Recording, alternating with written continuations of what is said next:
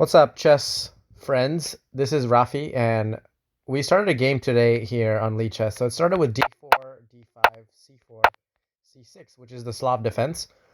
I'm playing Jacob Chess 857 here on Lee Chess in a 10-minute plus 5 seconds of increment game. So I just played the exchange variation of the Slav where I trade on d5 right away. My typical setup includes playing moves like knight c3, bishop g5 or f4, e3, bishop d3, knight e2, castling, and then typically I'll play a quick knight a4 and knight c5, getting the knight to that c5 square. Jacob is obviously a pretty good player. Blitz rating is 2090, rapid is 2024, classical is 1990. And if we further investigate his profile, which I am doing now, he says he's named Happy Lemon. And yeah, pretty strong player. Okay, so he took back. So let's play knight c3. So if knight f6, then I play bishop to f4. So a6 is pretty standard to keep any kind of knight a4, knight c7 business. Sorry, knight b5, knight c7 business out of the questions. So now e3.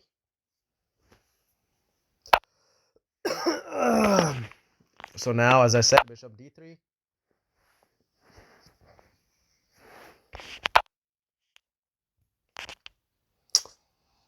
I want to play knight e2 next, but I don't want him to play knight h5 and pick up my bishop.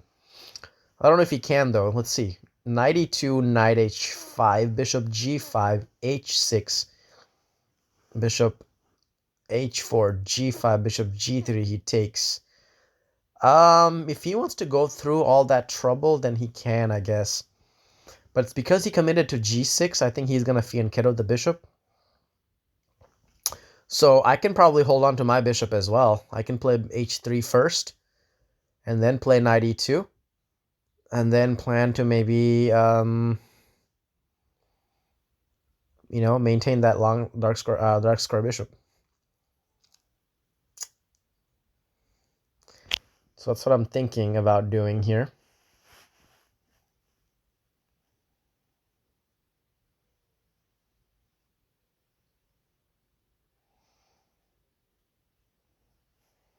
I'm also considering if I can just allow that. Bishop g5, h6, bishop h4, g5, bishop g3, knight takes, pawn takes.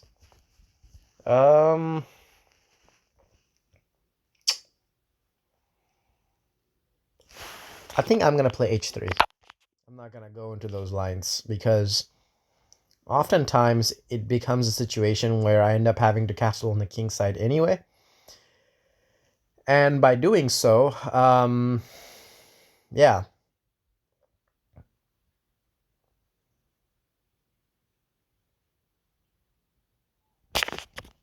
I am going to check something really fast.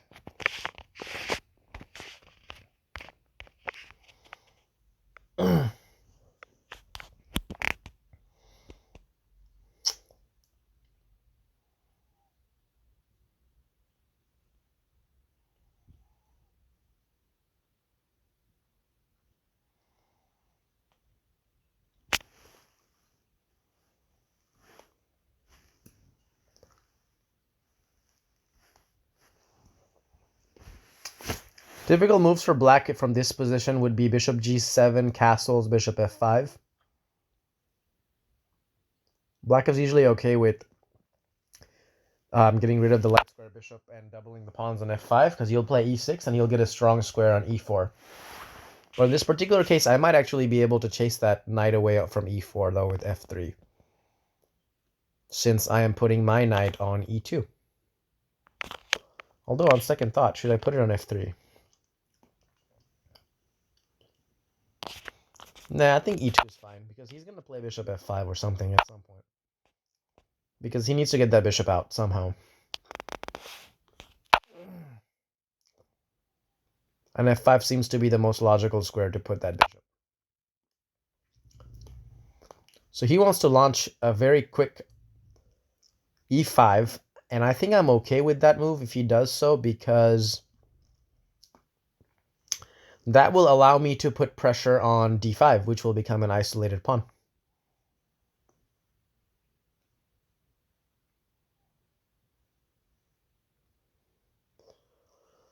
So I think I'm going to play the moves. Trying to figure out where my queen needs to go. Queen d2 maybe, but then I don't want knight e4 to come in with some type of problems here.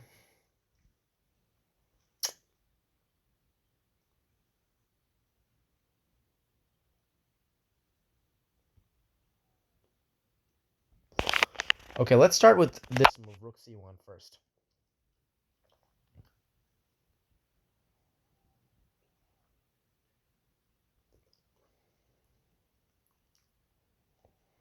Because my other idea here is, like I said earlier, is to play knight a4 and knight c5.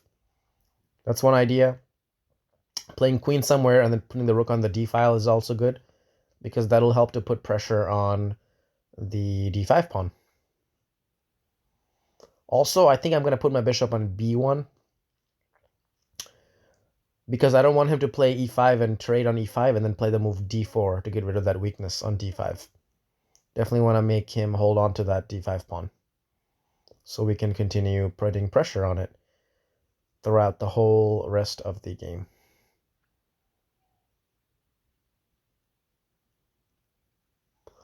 So he's hesitating to play this e5 because I think he realizes that d5 will become an isolated pawn, and he's wondering and questioning whether he wants to go into that line.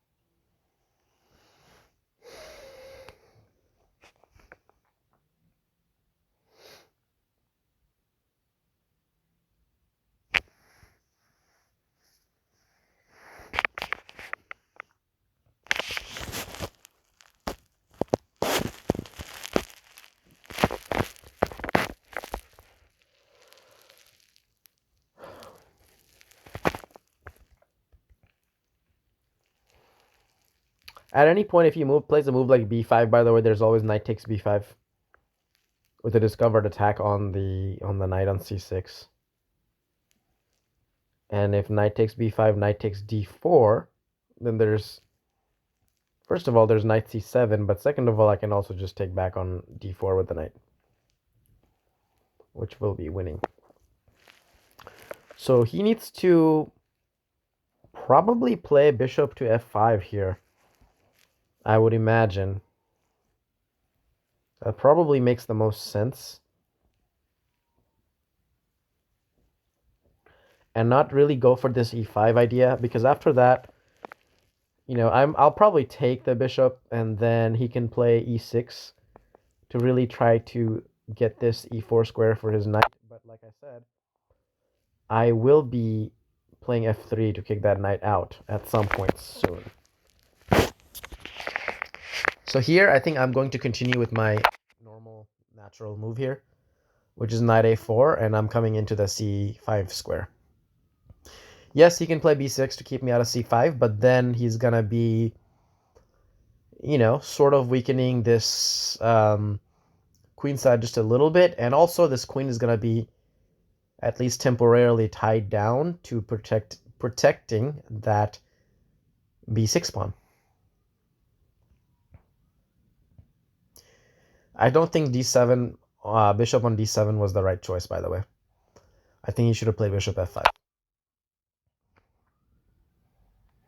So I'm going to immediately go into this square on c5. Great square for my knight.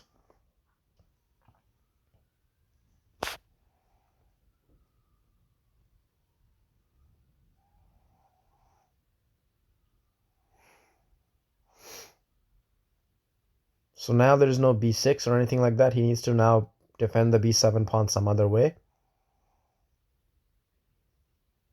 Queen b6 may be one option, but then there's a problem of the bishop on d7 being undefended. I'm not going to take that bishop probably. The bishop is not doing a whole lot for black, but there's always the idea that anytime the knight on f6 moves, the bishop on d7 will be hanging.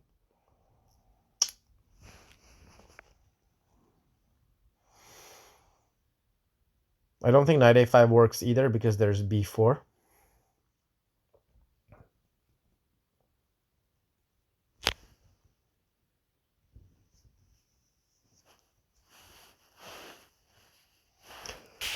So queen b6 seems to be the only decent way of defending.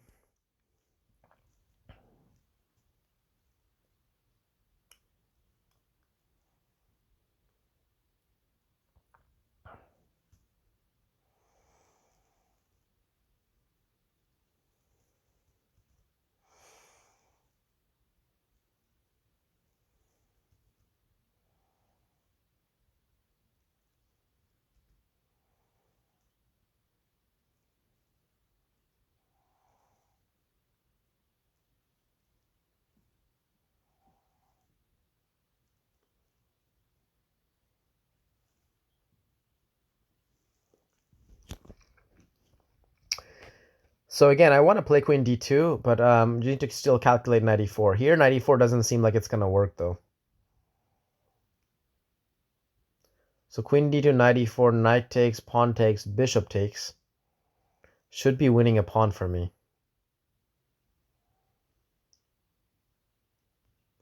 Queen d2, knight b4, bishop b1. Can he then play the move e5?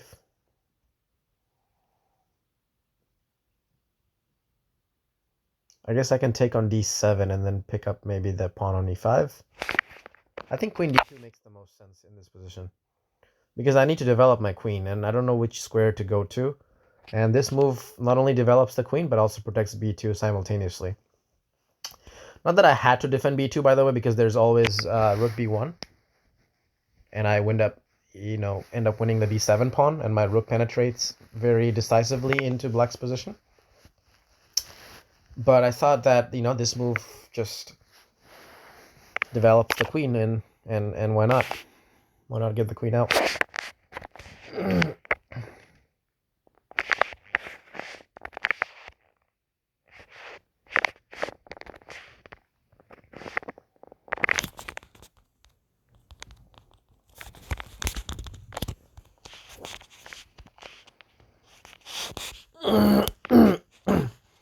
Okay, so that's what he plays.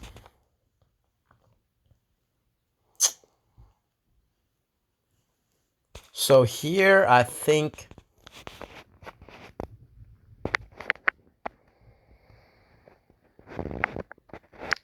bishop b1 makes the most sense.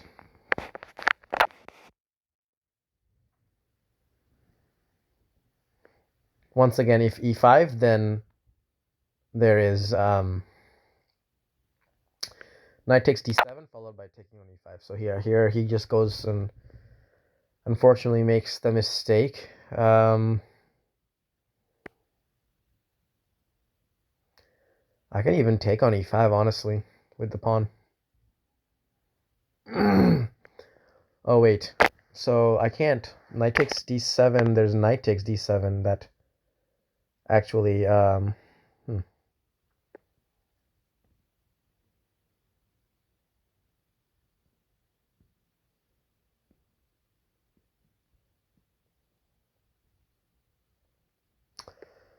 However, I can play bishop takes.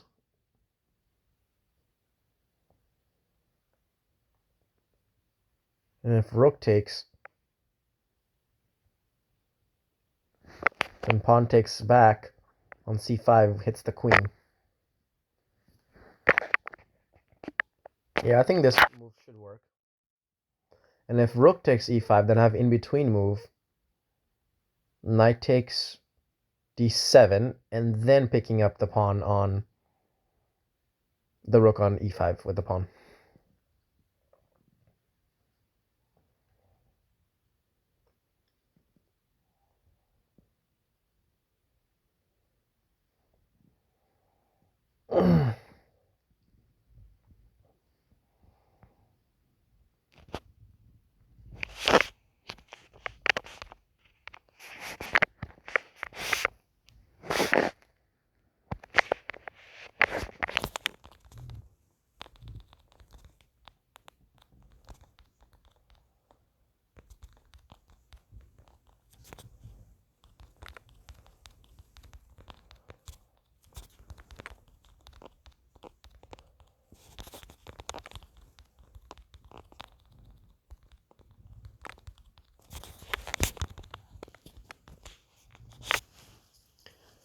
So I believe I'm at least up a pawn in this position, and my immediate threat right now, if he doesn't do anything, say he plays king h8, is to take on f6, followed by taking on d7. So he needs to come up with something here. That is interesting. Although I wonder if that loses a piece, though. Actually, it does lose majorly. So I can take the bishop. I mean the knight with the bishop now.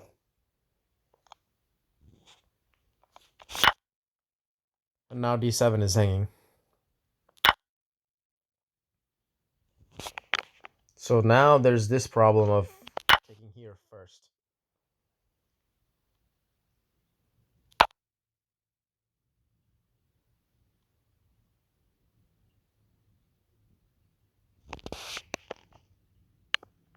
Now I can take this. Uh-oh, he has bishop h2 check. Oh, I didn't really see that. Oh, that's going to be a problem. Yep.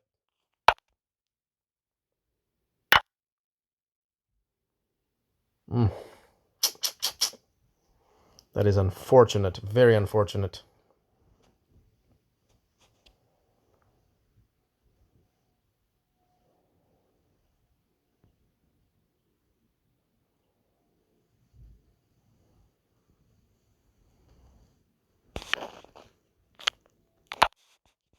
I'll save this one.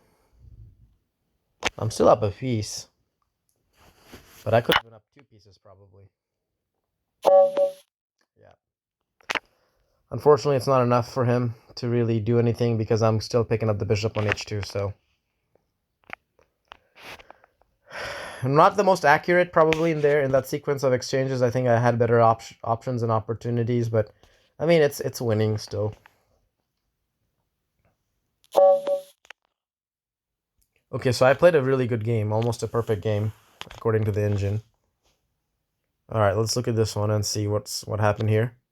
So I think black just blundered the game away is really what it was.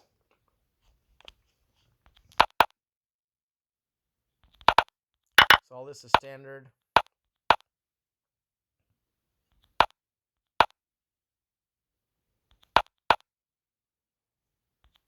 So here g6 is kind of unorthodox. Typically people will play bishop g4, e6, that kind of stuff.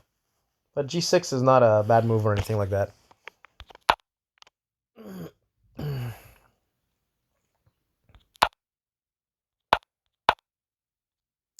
So knight e2. So yeah, h3 is the most popular. Like I said, don't want him to play knight h5.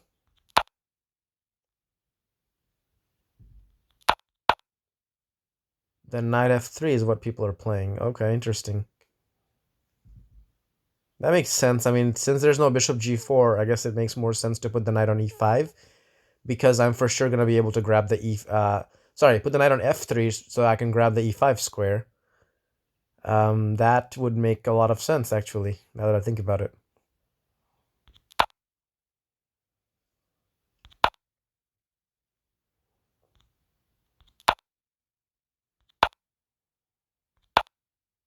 So still following theory thus far until bishop d7. So here I was thinking he could play bishop f5. What's wrong with this move, bishop f5? Takes, knight g3. And after e6, there's knight a4. Okay, I think I understand the problem is that black can never really grab that e4 square, so he just has this doubled pawn without really any sort of serious compensation for it. In most openings, black will end up getting that e4 square in exchange, but here he can't really accomplish that. So that makes sense. So for that reason, bishop d7 is what he played, which is actually the engine move, believe it or not. Okay, I'm just checking to see if we ever go back into theory at any point. So after bishop d7, knight to a4 is what I played. What does the engine think about that move? Not in the top 5 choices. Okay. So bishop b1 makes sense. Bishop g5 makes sense as well, to try to put some pressure on d5. a3 makes sense to stop knight b4 ideas, so I can play queen c2 or something. Okay, well, I played knight a4. Knight c5. It's a standard idea in this kind of exchange Slav openings. You know, when he plays the Slav defense, because there is no pawn on the c5, it makes sense to just quickly get that knight to that square on c5. I'm surprised it's not one of the top 5 choices, though. It's a pretty standard idea in this opening.